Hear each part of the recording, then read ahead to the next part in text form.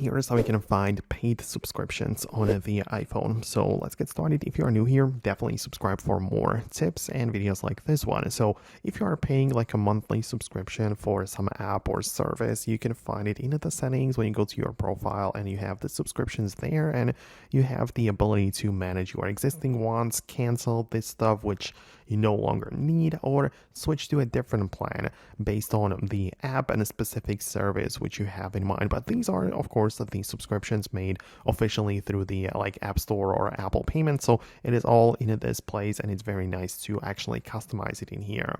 But on the other hand, you might have made the subscription through like a official service, like the official website. Like, for example, Netflix might be charging through PayPal, and in that case, you need to go through that specific payment processor. So it's not going to be the Apple one, but you will find it in a different one. So that is just in case you cannot see something to be part of your main settings app.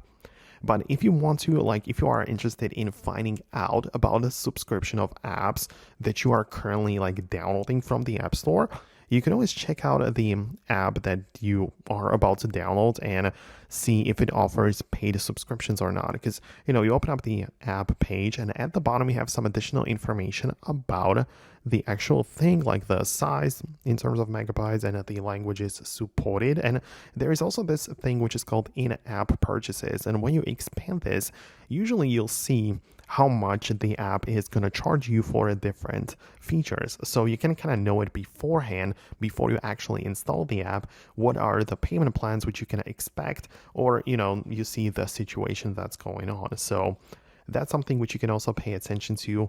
Thanks a lot for watching. I hope I could assist you and help you out with that. Thanks a lot, and I hopefully will see you later in the future videos too.